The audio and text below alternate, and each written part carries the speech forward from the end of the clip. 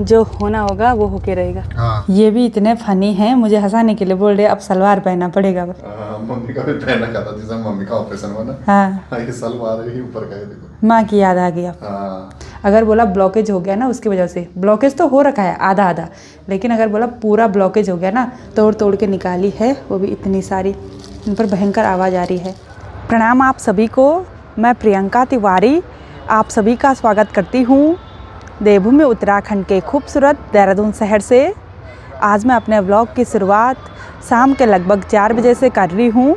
आज सुबह से देहरादून शहर का मौसम बहुत ही सुहावना सा है। सुबह से काफ़ी अच्छी तेज़ धूप खिली हुई है और इसी के साथ शाम के टाइम पर हमारी सोसाइटी के नज़ारे कुछ इस तरह के देखने को मिल रहे हैं। आज सुबह से हम बहुत ज़्यादा परेशान हैं। परेशान इसलिए हैं क्योंकि हस्बैंड जी के कमर में दर्द हुआ, वो भी एक साइड पर, और ये सुबह सुबह गए हॉस्पिटल कि चलो थोड़ा बहुत चेकअप करा लेते हैं, कुछ मसल्स में खिंचाव तो नहीं आ रहा है।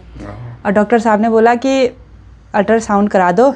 उसमें अल्ट्रासाउंड में निकला कि किडनी में स्टोन है, वो भी छोटी मोटी नहीं, बहुत ही बड़ी, लगभग 22 mm की, 21-22 mm की ना। ऐसे। और डॉक्टर साहब ने बोला कि तुरंत ऑपरेशन करवाना पड़ेगा इस स्टोन की वजह से। बोला किडनी में हल्की हल्की सूजन आ रही है, क्या होगा तब देखते हैं। सुबह से सारे चक्कर लगा दे हॉस्पिटल के। वही तो, पहले गए अल्ट्रासाउंड करवाने, फिर सीटी करवाया, फिर अभी ब्लड रिपोर्ट सारी अब डॉक्टर साहब बोल रहे हैं जल्दी से जल्दी करवाओ भाई, बाद में आप ही को दिक्कत होनी है। मैं इनको बोल रही हूँ कि 1 हफ्ते तक रुक जाओ, लेकिन हस्बैंड जी बोल रहे हैं, क्या बोल रहे हैं कि मुझे ज़्यादा दर्द महसूस हो रहा है। बोला क्योंकि अब दिमाग में पड़ गया ना कि स्टोन है, उसकी वजह से थोड़ा बहुत तकलीफ हो रही है। हाँ, बीच में पहले भी हुआ था ना, तो हम मैं सोच रहा था कि नस से खिंच गई होंगे, तो। तब नहीं था दिमाग उतना। अब ऐसा है कि आज तो पता चल गया भाई स्टोन है, तो ऐसा हो रहा है यार, वो ज़्यादा ही पेन हो रहा है उसमें। अब मुझे कुछ समझ में नहीं आ रहा है क्योंकि हॉस्पिटल में हम दोनों साथ जाना है और वो बोले थे कि फाइल साइन करनी है। बोला हाँ, उसके बाद होगा वाला ऑपरेशन। अब मुझे ना टेंशन भी हो रही है, मुझे ऐसा लग रहा है क्या करें।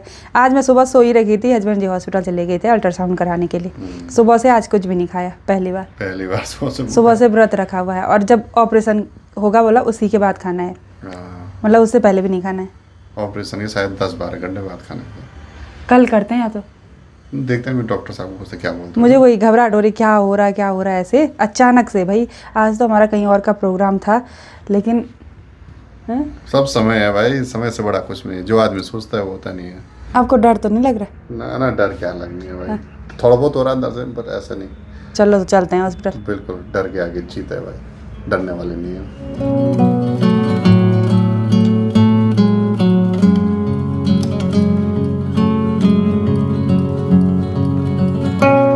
हम हॉस्पिटल के लिए निकल रहे हैं, अब देखते हैं जो होना होगा वो होके रहेगा। हाँ? पूछ लेते हैं ना एक बार डॉक्टर से पूछ लेते हैं ना कि 5-10 दिन नहीं रुकेंगे वो।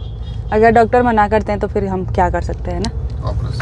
हाँ, हॉस्पिटल में आए हुए हमको लगभग 1 घंटे के करीब हो गया। डॉक्टर से मुलाकात हुई, डॉक्टर साहब ने भी सही बोला, भाई तुमको अगर तकलीफ़ ज़्यादा झेलनी है तो रुक जाओ, और अगर सही टाइम पर ऑपरेट करवाना है तो कर लो। उन्होंने तो अपनी तरफ से सही सलाह दी, तो हस्बैंड जी भी मान गए। बोला आज ही ऑपरेशन करना है, और फाइल वगैरह बनाने में काफ़ी टाइम लग गया। अभी सनसेट का टाइम भी हो गया और अब हम चलते हैं रूम में। इस बार हस्बैंड जी को बिल्कुल भी डर नहीं लग रहा है। अब कपड़े चेंज करने हैं बोला। सब निकालना है भाई, ये वाले कपड़े पहनने हैं, मरीज के कपड़े। कभी कभी लाइफ में अचानक से बहुत कुछ हो जाता है, तो अब टेंशन भी क्या करना। चलो, जब बोल रहे हैं ऑपरेशन करवाना ही है तो ऑपरेशन करवा ही देते हैं। थोड़ा बहुत सुकून तो मिलेगा, उतना ज़्यादा दर्द तो नहीं होगा, है ना।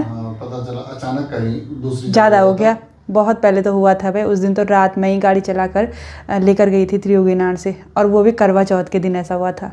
भयंकर दर्द। उस दिन तो मैंने करवा चौथ का व्रत रात के 1 बजे खोला था, वो भी सिर्फ एक पानी की घूंट पी थी मैंने। बैठने में आज ज़्यादा दिक्कत हो रही नहीं? दिक्कत हो रही ना बैठने में, तो मैं सोच रहा अभी तो कम है, ज़्यादा हो गया तब दिक्कत आ जाएगी। चलो चेंज करो कपड़े। ये भी इतने फनी हैं, मुझे हंसाने के लिए बोल रहे अब सलवार पहनना पड़ेगा। मम्मी का भी पहनना का था जिसमें मम्मी का ऑपरेशन हुआ ना। हाँ, ये सलवार ही ऊपर का है देखो। माँ की याद आ गई अब। सासू जी तो बोल रहे थे रुक जाओ, बोला तभी मत करवाना। और इस पे दर्द हो रहा? हाँ, इस पे दर्द हो रहा है। ये सीटी करने वालों ने ज़्यादा ही दर्द कर दिया। चलो कोई नहीं, अभी तो यहाँ भी लगना शायद लगेगा ना। हस्बैंड जी तो यहाँ पर मस्त मज़े से लेट गए हैं। अभी तो ड्रिप चढ़ चुकी है। अभी डॉक्टर साहब फिर से आए और इनके साथ मजाक कर रहे थे, खूब खिला पिला के स्टोन को खूब बड़ा कर रखा है बोला। बोल रहे, हाँ वही तो बोल रहे थे कि अगर सिंपल से स्टोन होता तो बोलते ही कि चलो 1 हफ्ते बाद या 2 हफ्ते बाद जब भी मर्जी है तब ऑपरेशन करवा देना। लेकिन वो क्या हो गया ना, वो पेशाब की नली के नज़दीक आ गए हैं और स्वेलिंग आ गई है किडनी पे, तो बोल रहे हैं रिस्क नहीं ले सकते बोला। हाँ, अगर बोला ब्लॉकेज हो गया ना उसकी वजह से, ब्लॉकेज तो हो रखा है आधा आधा, लेकिन अगर बोला पूरा ब्लॉकेज हो गया ना तो फिर जहाँ हो वहाँ से भागना पड़ेगा बोला। पता चला गाँव चले गए और वो ब्लॉकेज हो गया तब यूरिन रुक जाएगी बोला, बहुत भयंकर हो जाएगा फिर। वैसे कुछ व्यवस्था है वही तो, हमारे यहाँ वैसे भी व्यवस्था नहीं है, अगर बर्फ़ पड़ गई तो फिर गाड़ी भी नहीं चलेगी। रात के लगभग 9 बजने वाले हैं और अब जाके हस्बैंड जी ऑपरेशन थिएटर में गए हैं। वैसे आईसीयू वाले रूम में तो वो लगभग 7 बजे के करीब चले गए थे। डॉक्टर साहब ने बोला था कि लगभग 7:30 बजे से ऑपरेशन शुरू हो जाएगा, लेकिन जिन्होंने ऑपरेशन करना है ना वो दूसरे केस में बिजी थे, दूसरे पेशेंट के साथ, तो थोड़ा बहुत लेट लग गई। मैं यहाँ बाहर पर बैठी हुई हूँ। जब तक हस्बैंड जी मेरे साथ थे तब तक कुछ नहीं हो रहा था मुझे, मतलब घबराहट वगैरह नहीं हो रही थी, लेकिन जैसे वो अंदर गए ना मेरी हालत ख़राब हो गई, घबराहट शुरू हो रही है, पता नहीं क्यों। हे भगवान, सब सही करना, ऑपरेशन अच्छे से होना चाहिए। लगभग 1 घंटे के बाद हस्बैंड जी ऑपरेशन थिएटर से आईसीयू में चले गए हैं। अभी अभी डॉक्टर आए तो उन्होंने बोला ये लीजिए आपकी पथरी, बोला तोड़ तोड़ के निकाली है, वो भी इतनी सारी। इन पर भयंकर आवाज़ आ रही है। थोड़ा सा मैं रिलैक्स हो गई हूँ, वरना थोड़ी देर पहले छत में टहलते टहलते अपने आप आंसू भी आ रहे थे। तो अब चलते हैं इनको मिलने के लिए। अभी तो अच्छे से बोल रहे थे हो गया, सक्सेसफुल हो गया। भाई पता नहीं इन पर इतनी हिम्मत कहाँ से आ गई, वरना हमेशा तो डरते हैं रोते हैं, लेकिन भाई बहुत हिम्मत है। फाइनली ऑपरेशन हो गया है, लेकिन ये तो अच्छे खासे लग रहे हैं। डर नहीं लगा? ना बिल्कुल नहीं। अच्छा, एनेस्थेसिया लगाते टाइम भी दर्द नहीं हुआ? और मुझे बोल रहे हैं ब्लॉग बनाओ बोला। हाँ मैंने कहा कुछ नहीं है, चलो ठीक है ना। नॉर्मल। तो चलिए जी, फाइनली हस्बैंड जी का ऑपरेशन सक्सेसफुली हो गया और वो अभी आईसीयू वार्ड में हैं। मैं यहाँ रूम में आ गई हूँ। वहाँ पर ज़्यादा बातचीत करने नहीं दे रहे थे क्योंकि और भी पेशेंट थे, और फिर उन्होंने बोला कि उनका गला सूख जाएगा बोला। उन्होंने पानी भी नहीं पीना है, कुछ खाना पीना भी नहीं है। आज तो बहुत साहसी बन गए भाई हस्बैंड जी।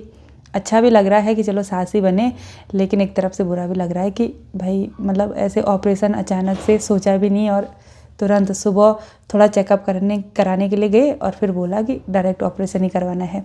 मेरे से भी बोला भी नहीं जा रहा, मतलब ऐसी कंपन ना अंदर से हो ही रही है। घर से मुझे रोटी सब्जी आई है तो अब मैं खाना खा लेती हूँ। आज मैंने दिन के टाइम पर भी खाना नहीं खाया था, सुबह 2 रोटी खाई थी और भूख भी लग गई भाई। रात के लगभग 11 बजे का टाइम हो गया। चलो खैर, हस्बैंड जी का ऑपरेशन सही से हो गया, बस वही चाहिए था, ज़्यादा परेशानी कुछ भी नहीं हुई।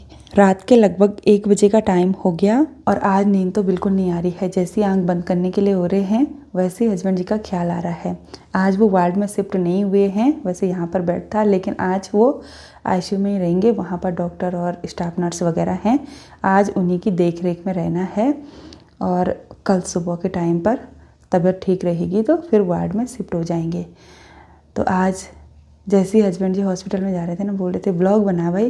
अब मैं घबरा रही थी, बोल रहे थे अरे ऐसा कुछ नहीं है, कभी खुशी होती है लाइफ में, कभी दुख भी होता है, ये ज़िंदगी के पहलू हैं। मुझे समझा रहे, मैंने समझाना था उनको, वो मुझे समझा रहे हैं।